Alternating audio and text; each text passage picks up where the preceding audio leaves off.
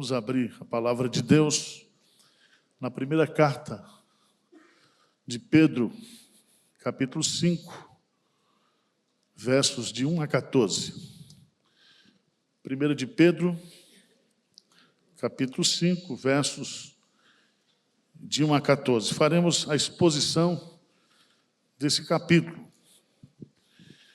Diz assim: rogo, pois, aos presbíteros que há entre vós, eu presbítero, como eles, e testemunha dos sofrimentos de Cristo, e ainda coparticipante da glória que há de ser revelada. Pastoreai o rebanho de Deus que há entre vós, não por constrangimento, mas espontaneamente, como Deus quer, nem por sorte da ganância, mas de boa vontade, nem como dominadores do que vos foram confiados, antes tornando-vos modelos do rebanho. Ora, logo que o Supremo Pastor se manifestar, recebereis a imarcessível coroa da glória. Rogo igualmente aos jovens, sede submissos aos que são mais velhos, outros sim no trato de uns com os outros, cingivos de toda humildade, porque Deus resiste aos soberbos, contudo aos humildes concede a sua graça. Humilhai-vos, portanto, sob a poderosa mão de Deus, para que Ele, em tempo oportuno, vos exalte, lançando sobre Ele toda a vossa ansiedade, porque Ele tem cuidado de vós. Sede sóbrios e vigilantes. O diabo, vosso adversário, anda em derredor, como leão que ruge, procurando alguém para devorar. Resisti-lhe firmes na fé, certos de que sofrimentos iguais aos vossos estão se cumprindo na vossa irmandade espalhada pelo mundo. Ora, o Deus de toda graça, que em Cristo Jesus vos chamou à sua eterna glória, depois de ter sofrido por um pouco, Ele mesmo vos há de aperfeiçoar, firmar, fortificar e fundamentar. A Ele seja o domínio pelos séculos dos séculos. Amém. Por meio de Silvano, que para vós outros é fiel irmão, como também o considero, vos escrevo resumidamente, exortando e testificando de novo que esta é a genuína graça de Deus. Nela estáis firmes. Aquele que se encontra em Babilônia, também eleita, vos saúda, como igualmente meu filho Marcos. Saudai-vos uns aos outros com ósculo de amor. Paz a todos vós que vos achais em Cristo Jesus. Amém. Meus prezados irmãos, eu quero meditar nessa noite sobre o tema Conselhos Pastorais para a igreja. Alguém já disse que se conselho fosse bom, deveria ser cobrado. Mas o ministério de aconselhamento faz parte do trabalho pastoral. E Pedro e os outros apóstolos, eles usaram do expediente das cartas no primeiro século, não para um aconselhamento individualizado dos gabinetes, dos templos, porque não existia isso, mas através da leitura coletiva da palavra de Deus. Se você observar bem, essa carta termina mostrando quem é o autor, que é Pedro, de onde ele escreveu, da Babilônia, que é uma metáfora para a cidade de Roma, e ele fala de Silvano, que era o portador dessa carta, e ele termina essa carta com essas informações. O propósito de Pedro aqui, nessa carta, era justamente alcançar os seus leitores originais, com o propósito de encorajá-los, de animá-los, porque a igreja passava por tempos difíceis, de grande perseguição, de grande sofrimento. E aqui no capítulo 5, ele encerra essa carta dando alguns conselhos pastorais. E eu quero dividir esse capítulo em duas partes, porque está aí no texto. Capítulo 5, versos de 1 a 4, ele aconselha a liderança, ele aconselha os presbíteros. Do capítulo 5 até o versículo 5 até o versículo 11, ele está falando diretamente para a igreja, ele está falando para os membros da igreja. Observe aqui que ele assume a posição de presbítero. Então, Paulo não era pentecostal, não era batista. Pedro, ele era presbiteriano. Rogo, pois, aos presbíteros que há entre vós, eu, presbítero, o quê? Com eles. Veja que Pedro, ele não disse que ele é papa. Ele disse que ele é presbítero. Ele reconhece que há um supremo pastor, no versículo 4, que é Jesus Cristo, que é o dono da igreja, que é a pedra angular onde a igreja está sendo edificada. Cristo é o dono da igreja, é o Senhor da igreja. Então a igreja, ela vive, ela caminha, ela subsiste, porque está edificada em Cristo, e Cristo é o cabeça da igreja. Ele não. Se você observar bem aqui, ele vai exortar aos presbíteros, e essa palavra presbíteros vem do conceito do Antigo Testamento de ancião, que depois também Paulo usa a figura do bispo, que é aquela pessoa que tem a função de supervisionar. Quando você estuda na formação teológica pastoral, existe uma disciplina chamada teologia pastoral e um capítulo chamado poimênica, e ali o pastor é instruído como uma pessoa que deve aconselhar a sua igreja, deve aconselhar o seu rebanho. E é interessante a gente observar, Jack Young, ele diz uma coisa muito interessante, ele diz: todo pastor deve ser um conselheiro e toda ovelha precisa de orientação pastoral. Se você é ovelha e diz que não precisa de pastor, e tem uns que são mais soberbos ainda, estão dizendo, não preciso de igreja, você está pegando o bonde errado do ponto de vista bíblico. Jack Young, ele diz o seguinte: o pastor é pai para ajudar a criar os filhos de Deus. O pastor é professor para ensinar os discípulos de Jesus. O pastor é técnico para treinar o time de Deus. O pastor é supervisor para organizar o povo de Deus. O pastor é admoestador para aperfeiçoar, encorajar os servos de Deus. O aconselhamento pastoral está no cerne do ministério pastoral. O livro que nós usamos, o manual de aconselhamento, é a Bíblia. E as ovelhas têm todos os seus problemas, todos os seus conflitos ligados à sua natureza pecaminosa.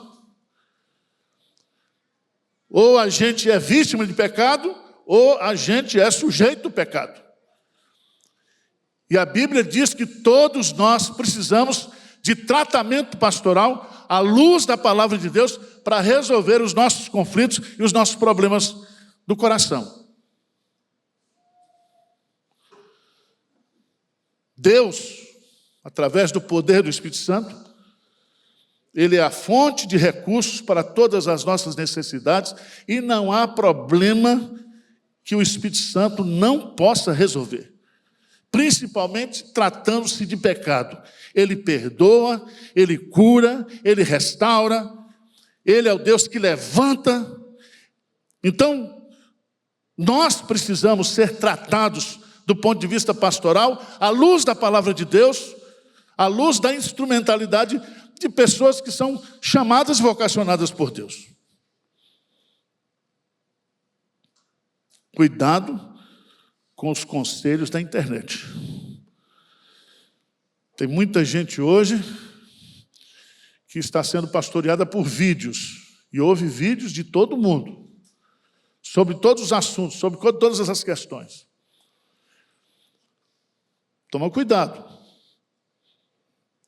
Em primeiro lugar, Pedro faz uma convocação aos líderes. Ele exorta, ele diz assim: rogo, pois, aos presbíteros que há entre vós. Veja bem, os presbíteros estão onde? Os presbíteros estão onde? Entre. Não está nem acima de vós, nem abaixo de vós. Significa que presbítero é ovelha como qualquer ovelha. Que o pastor também é ovelha e precisa ser pastoreado. Então Pedro não coloca aqui uma hierarquia, uma diferença entre clero e laicado. Ele está dizendo que os presbíteros que há entre vós, e ele usa no plural. Usa no plural. Esses presbíteros são testemunhas do sofrimento, coparticipantes dos sofrimentos, mas também serão participantes da glória que há de ser revelada. E aí ele vai dar uma ordem aos presbíteros. Uma ordem. E essa ordem vai dizer como o presbítero deve pastorear e como o presbítero não deve pastorear. Por quê? Se você observar bem no versículo 2, ele diz: pastoreai o rebanho de quem? De Deus. Então não é o rebanho do pastor Arival, do pastor Hernandes, o rebanho presbiteriano. Não tem nada disso. O rebanho, as ovelhas, são de Cristo. Pedro entendeu o recado de Jesus. Quando Jesus perguntou para ele: Pedro, tu me amas? Sim. Apacenta as minhas ovelhas. As ovelhas são de Cristo. Nenhum pastor é dono de ovelha e dono de igreja, e dono de rebanho, e dono de ministério.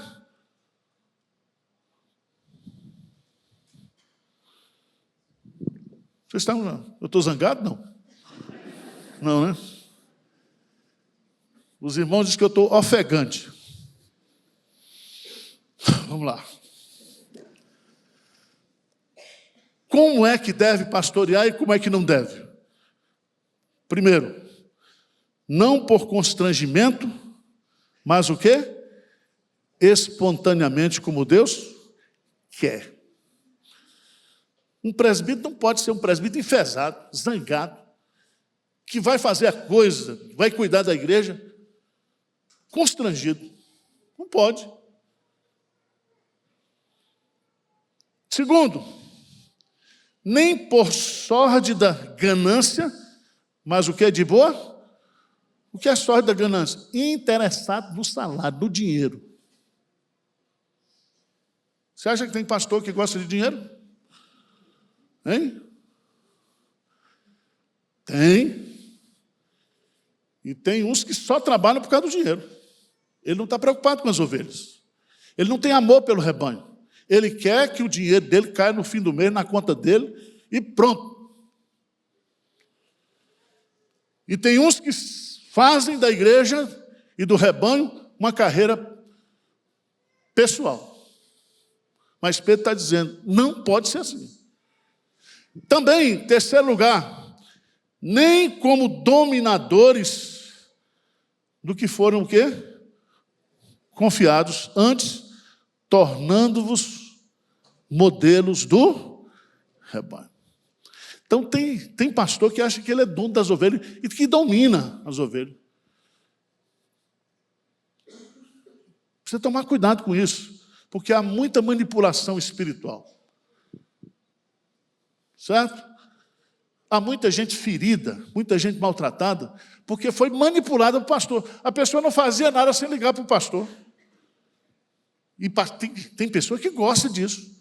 Tem líderes espirituais que eles querem realmente ser dominadores. Mas ele diz, não. Liderança se faz com exemplo. Qual o modelo? Modelo do rebanho. É isso que ele está falando? Não, ele está falando aqui de outro tipo de modelo. De você realmente ter uma vida exemplar como cristão. Certo? Ter integridade ministerial. Ter correção ministerial. Você não vai ser um pastor perfeito. Não existe pastor perfeito. Não existe pastor que não peca. Aliás, criar expectativas irreais de pastor é uma varada d'água. Você não pode fazer isso. Mas o que Pedro está colocando aqui é que os presbíteros, os pastores, eles devem se tornar exemplos, modelos. E é muito interessante, dos que vos foram o quê? Confiados. Significa que Deus confia as suas ovelhas para a liderança. E nós iremos prestar contas daquilo que a gente ensina, da forma como a gente trata, da forma que a gente cuida das ovelhas de Jesus. Abra sua Bíblia, por favor, lá em Hebreus.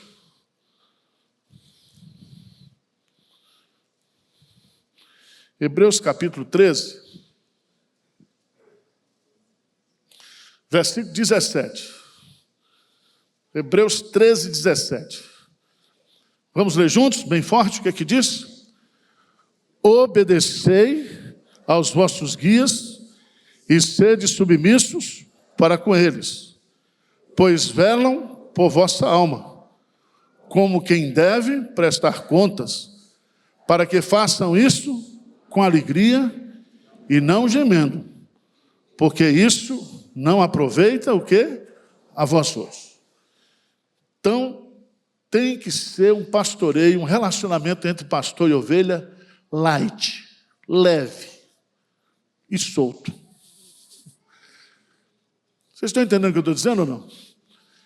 Deve haver uma relação de confiabilidade, de amor, de respeito, de consideração.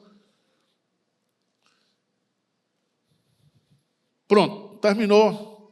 Os presbíteros agora fica de fora. Vamos agora,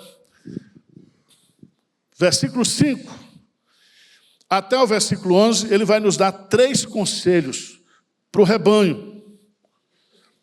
Para o rebanho.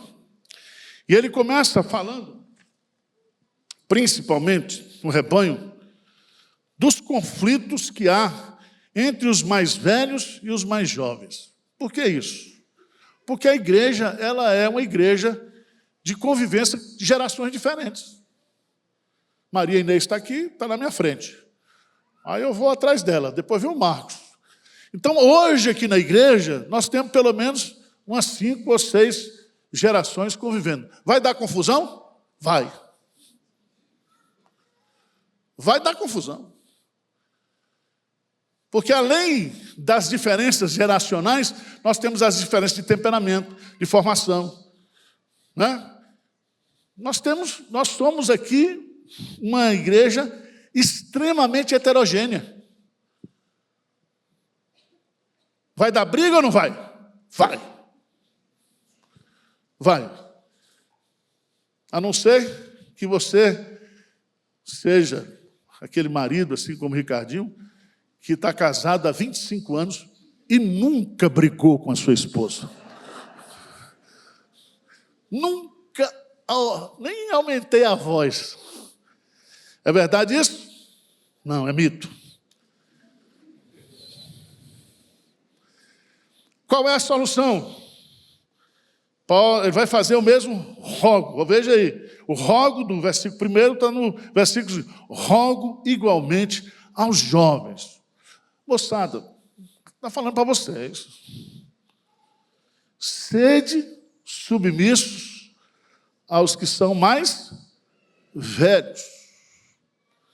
Submissão.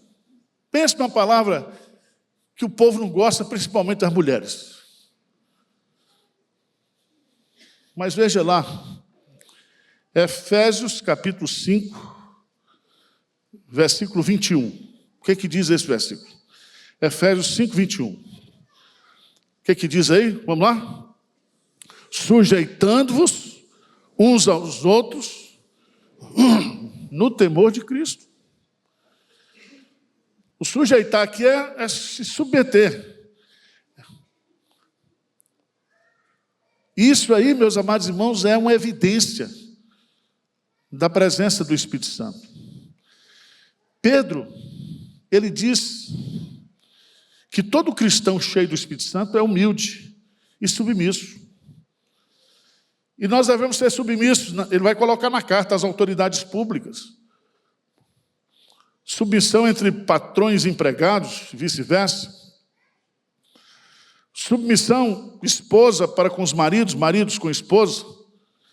E agora ele recomenda aos jovens que sejam submissos aos mais velhos. E essa submissão aqui é uma submissão à liderança espiritual dos mais velhos. Não é uma coisa humilhante. É liderança espiritual. Tal submissão, ela é uma atitude que expressa maturidade espiritual. E ele vai dizer, porque também tem autoridade que abusa, tem gente que é mais velha e acha que também ele é o dono do mundo, dono da igreja. E ele vai fazer uma recomendação muito interessante aqui. Vê comigo o versículo 5. Ele diz: rogo igualmente aos jovens, sede submissos aos que são mais velhos, outros sim, no trato de uns com os outros. Uns com os outros. Todos têm que ser o quê? Submissos. Agora, ele diz assim: cingi-vos todos de humildade. E essa expressão cingi-vos aqui é como se você colocasse um avental. Então, tudo que você for fazer tem que ter por cima esse avental de humildade. De humildade. Sabe por quê? Por quê? Está no texto. Responde para mim aí.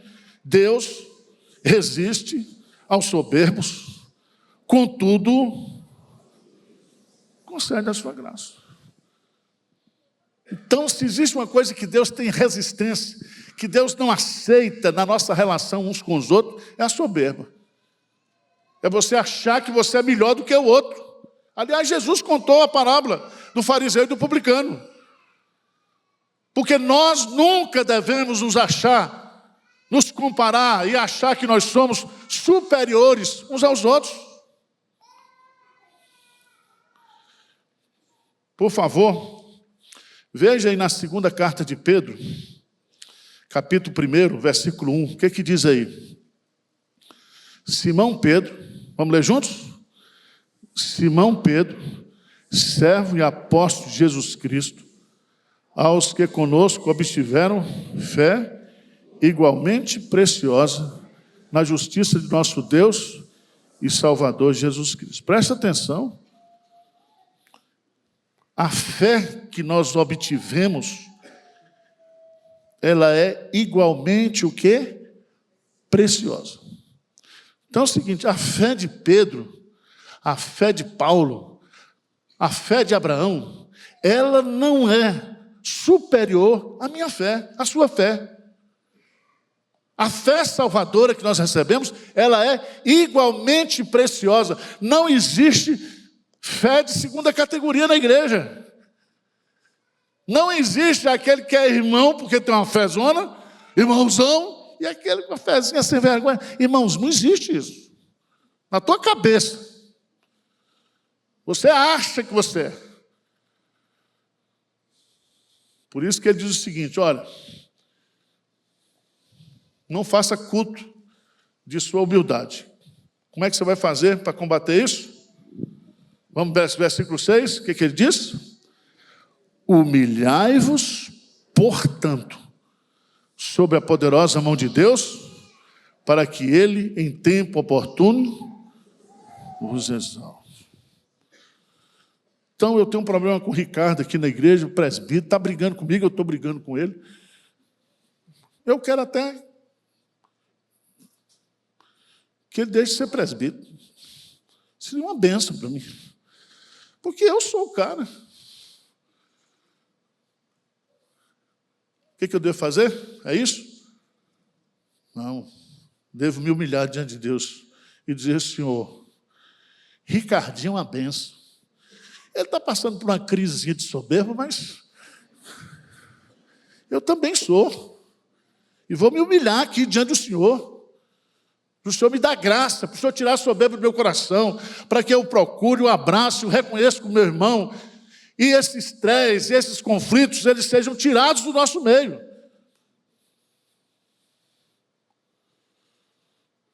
Meus irmãos, os estresses de relacionamento na igreja devem ser resolvidos no nosso quarto. Humilhai-vos, portanto, sobre a poderosa mão de Deus. Você não está se humilhando diante de pessoas, você está se humilhando diante daquele que tem a mão poderosa. E sabe o que ele vai dizer aí? Ele diz: ele faz uma promessa: no tempo oportuno vos exalte. Lance sobre ele toda a vossa ansiedade, porque ele tem o quê? Cuidado de vós. Então, para acabar o estresse aqui em Pinheiros, estresse de relacionamento, nós temos que nos humilhar e sermos submissos uns aos outros. Tá certo? Quem entendeu, levanta a mão. Segundo conselho. Quando não tem humildade, quando não há sujeição, sabe o que acontece? Abre-se uma brecha para quem? Para o tinhoso. Satanás. Por isso que a Bíblia diz: não deis lugar ao diabo. Veja o que ele vai colocar aqui, no versículo 8, ele diz assim: sede sóbrios e... Vamos lá, continua. O diabo anda em derredor, como leão que ruge, procurando. Então veja bem, sede sóbrios e vigilantes. Essas duas palavras aqui são muito interessantes. Tenham autocontrole e fiquem em alerta. Há forças internas, que é o nosso pecado, que é a nossa soberba. Mas há forças externas que podem nos prejudicar espiritualmente. Veja que o diabo é meu adversário, é vosso adversário. Presta atenção que adversário aqui reúne todas os defeitos e as más qualidades que Satanás tem. Ele não está a favor da igreja. Ele não está a favor do meu bom relacionamento com o meu irmão. Ele é o meu adversário, o nosso adversário. Ele quer entrar nos nossos conflitos e criar um salseiro. Essa palavra existe? É uma bagunça. Ele é presunçoso, João 1,6. Ele é orgulhoso, 1 Timóteo 3,6. Ele é poderoso, Efésios 6,12. Ele é perverso, 1 João 2,13. Ele é maligno, João 1,9. Ele é enganador, 2 Coríntios 11,14. Ele é cruel, Lucas 8,29. Ele é covarde, Tiago 4,7. Ele é comparado a um caçador, no Salmo 91, a um lobo, por Jesus, a uma serpente, em Apocalipse, a um leão que ruge. Ele quer nos tentar, ele quer nos derrubar, ele quer nos peneirar, ele quer nos devorar. Ele está procurando a brecha.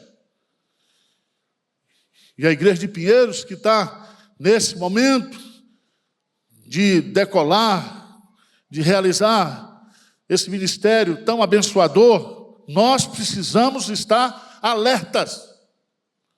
Porque o diabo não está satisfeito.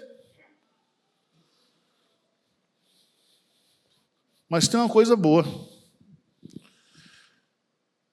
A Bíblia diz aí no versículo 9, resisti-lhe firmes o quê? Na fé. Ele existe, ele é poderoso, ele é traiçoeiro, ele está ao nosso derredor procurando uma brecha.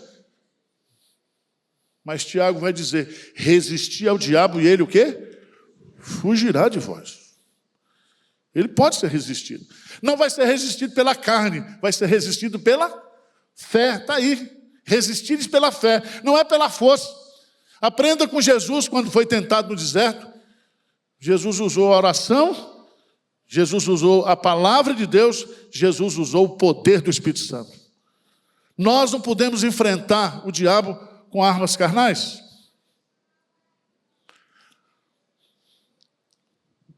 Esse adversário está pronto para nos instruir. Nós podemos vencer esse adversário.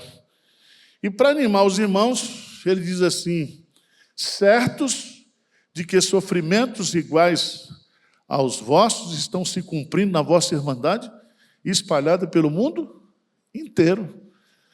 Essa batalha espiritual que a gente enfrenta aqui em Pinheiros, ela é enfrentada onde a igreja de Cristo estiver reunida. A nossa irmandade vive sob o ataque de Satanás. Tá certo? Então não fica achando que você é vítima. Nada de se vitimizar. Nada de achar que Deus se esqueceu de você, que a carne é fraca. A carne é fraca, pastor. A carne é fraca. Eu não sou açougueiro, então não fica me repetindo isso. A carne é fraca é uma advertência, não é uma justificativa. Advertência. Se a carne é fraca, então fuja. Não exponha-se à carne. Não se disponibilize para os pecados carnais. Mas para terminar, ele vai dizer, e eu quero ler com você, versos 10 e 11. Vamos ler juntos? Ora, o Deus de toda graça, que em Cristo vos chamou à sua eterna glória, depois de terdes sofrido por um pouco, Ele mesmo vos há de aperfeiçoar, firmar, fortificar e fundamentar. A Ele seja o domínio pelos séculos dos séculos. Então preste atenção. Sejam submissos e humildes. Sejam sóbrios e vigilantes. E o terceiro conselho, fiquem firmes na graça de Deus. Amém? Firme na graça. Não é firme em você mesmo. Não é firme nas suas convicções. Aquele que pensa que está de pé, cuidado para que não. Firme na graça. Firme na dependência de Deus. Porque quando eu estou fraco, aí é que eu estou forte. Paulo aprendeu isso. E vai nos ensinar isso. E aqui, meus amados irmãos, ele vai nos ensinar, nesses versos 10 e 11, que Deus Pai é a fonte da graça. Ele diz, ora, o Deus de... Quanta graça? Toda a graça. Não é de metade da graça, não é de 20% da graça. É o Deus de toda a graça. Em outras palavras, Deus é o doador da graça. E o seu trono é chamado de trono da graça. A sua graça, ela é gloriosa, grandiosa, multiforme, rica, soberana, superabundante, toda suficiente e transbordante. A graça é tudo para nós. Amém?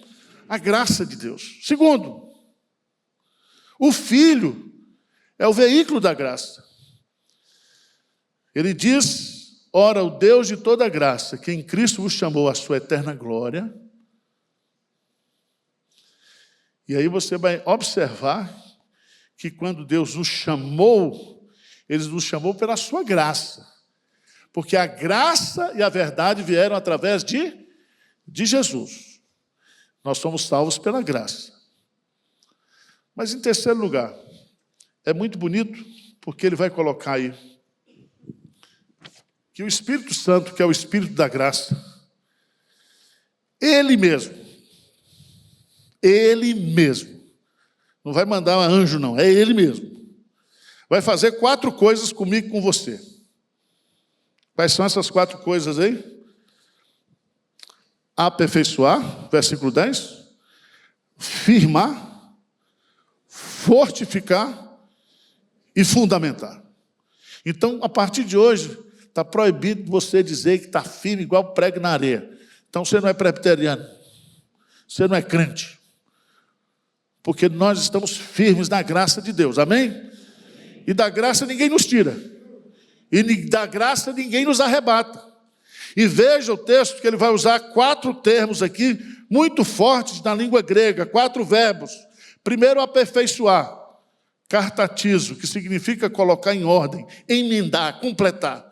No sentido médico, colocar um osso quebrado em ordem, reparar um objeto que foi danificado. Isso significa que Deus está tratando a gente. Está cuidando espiritualmente das nossas fraquezas. Ele está trabalhando em nós. Segundo, se você observar bem, se ele fala aperfeiçoar, o segundo é firmar. Esterizou no grego, significa firmar ou fixar firmemente na fé. É como colocar você como se fosse uma estaca, firme, fundamentado. Terceira palavra, fortificar.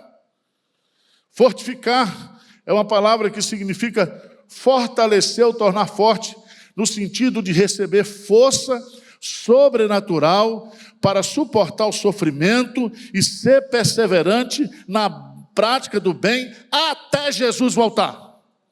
Você não vai se perder. Você não vai desistir, porque você vai ser assistido, fortificado pelo Espírito Santo. E por fim, a palavra fundamentar, que significa fundar, estabelecer, lançar fundamento. A ideia de ter alicerces para suportar com firmeza os dias maus. Em outras palavras, irmãos, a graça, ela é a nossa fonte de esperança. Amém? Pronto. Aí ele termina, vamos ficar de pé e vamos ler o versículo 11. Ele vai dizer aqui, a ele, vamos lá juntos? A ele seja o domínio pelos séculos dos séculos. Amém. Pai querido, a igreja é tua. Essas ovelhas que estão aqui, preciosíssimas para o Senhor, são parte do teu rebanho. Que elas sejam pastoreadas pelo Senhor nessa noite, pelo Espírito Santo, por Jesus Cristo, o bom pastor.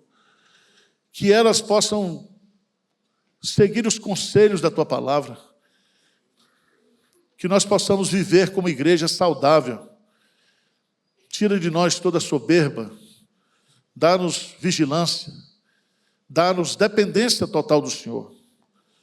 Que nós possamos amar uns aos outros, respeitar uns aos outros, suportar uns aos outros, encorajar uns aos outros, orar uns pelos outros, Pai. Faz isso. Trabalha no nosso coração e na nossa mente nessa noite, em nome de Jesus. Amém.